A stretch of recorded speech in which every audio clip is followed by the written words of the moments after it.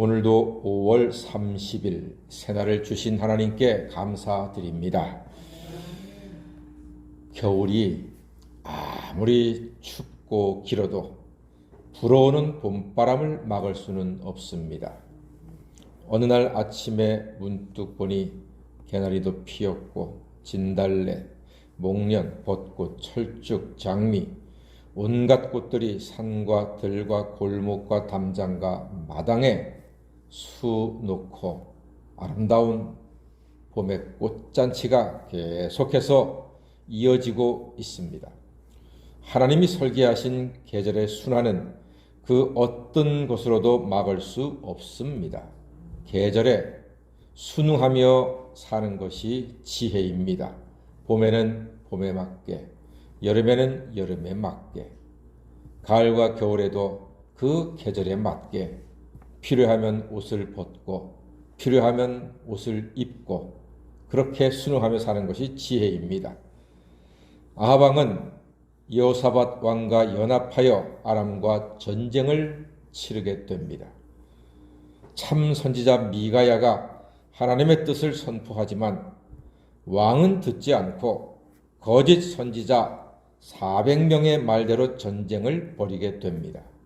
그런데 아합 왕이 꼼수를 벌입니다. 30절 말씀해 보니까 왕이 변장을 하고 마치 왕이 아닌 것처럼 일반 병사의 옷을 입고 사돈인 여호사밧 왕은 왕복으로 입혀서 전쟁을 하게 합니다. 자기는 살아보려고 하는 발버둥 왕꼼수 아니겠습니까? 자, 질문이 생깁니다. 분명 왕은 400명의 말대로 그 전쟁에서 승리할 것을 보고 기대하며 전쟁을 시작했습니다. 그런데 왜 변복하는 꼼수를 벌이게 될까요? 아합도 미가야 선지자의 말이 싫지만 그 말이 하나님 뜻일 수 있다는 느낌이 생겼습니다. 만약에 그렇다면, 만약에 자기가 전쟁에 나가서 죽는다면 그는 회개하고 전쟁 안 하면 되는 겁니다. 지금 기회가 온 거지요. 그는 지금 자기 욕심을 따라 그 전쟁을 하기 때문에 두려운 것입니다.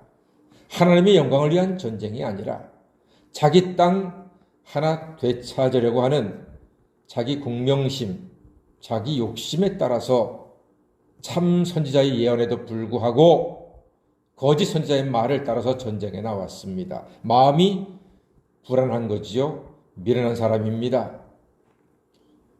아닌 것 같으면 돌이키면 되는 겁니다.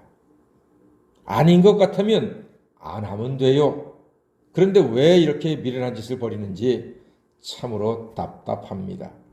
오늘 성경을 쭉 읽으면서 여러분 혹시 이상하다 하는 건 느끼지 못했습니까?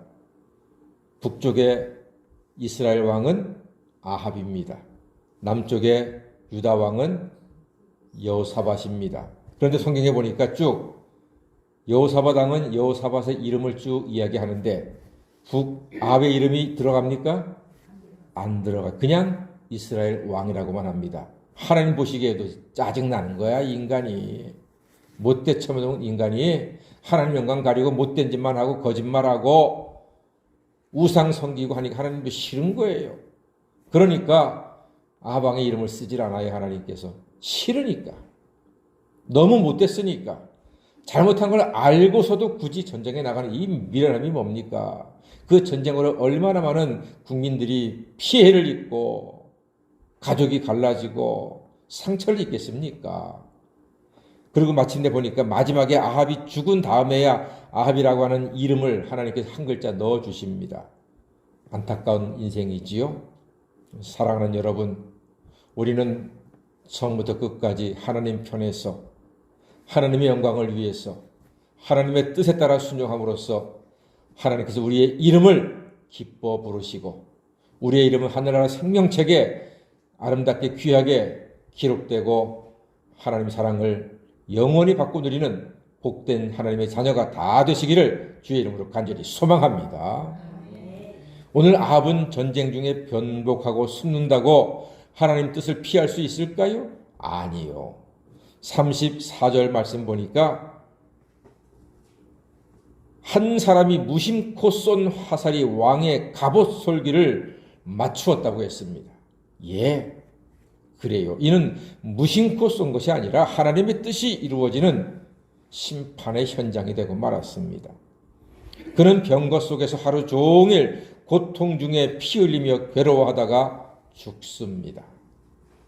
그는 사마리아에 장사되고 병거에 흘린 피는 개들이 핥아 먹게 됩니다.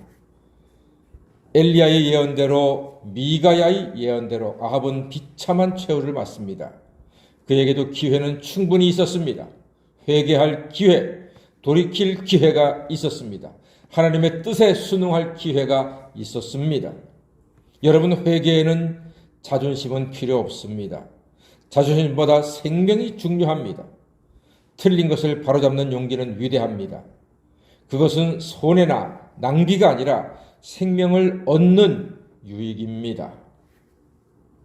계절의 순환은 아무도 막지 못합니다. 이제 곧 여름입니다. 순응하셔야 합니다.